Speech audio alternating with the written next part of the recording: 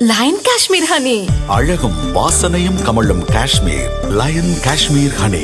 அசல் தேன் அசந்தேன். இனிமே கண்ணை மூடிட்டு கடலை எண்ணெய் வாங்கலாம். ஏன்னா மந்த்ரா கடலை எண்ணெய் இதயத்தின் தயாரிப்பு. வறுக்க பொரிக்க ஏன் எல்லா சமையலுக்கும் மந்த்ரா தான். மந்த்ரா கடலை எண்ணெய், அபார ருசி, ஆரோக்கியமான உடல் நலம்.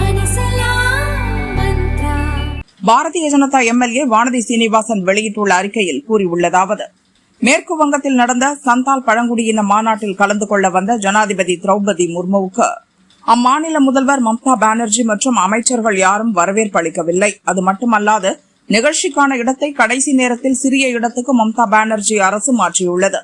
இதுகுறித்து ஜனாதிபதியே தனது அதிருப்தியை வெளிப்படுத்தி இருக்கிறார். பழங்குடியினத்தைச் சேர்ந்த முதல் பெண் ஜனாதிபதியை மம்தா பானர்ஜி திட்டமிட்டு அவமதித்துள்ளார். இந்திய அரசியலமைப்பு சட்டப்படி ஜனாதிபதி நாட்டின் தலைவர், முதல் குடிமகன்.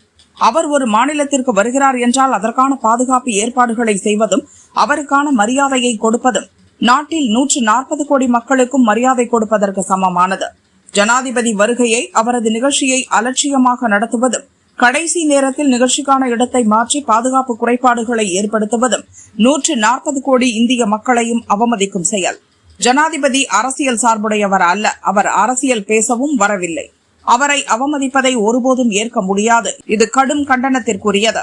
இதற்காக மம்தா பானர்ஜி திரௌபதி முர்மு மற்றும் பழங்குடியின மக்களிடமும் பகிரங்க மன்னிப்பு கேட்க வேண்டும். இல்லையெனில் மக்கள் தகுந்த தண்டனை வழங்குவார்கள் என வானதி கூறியுள்ளார்.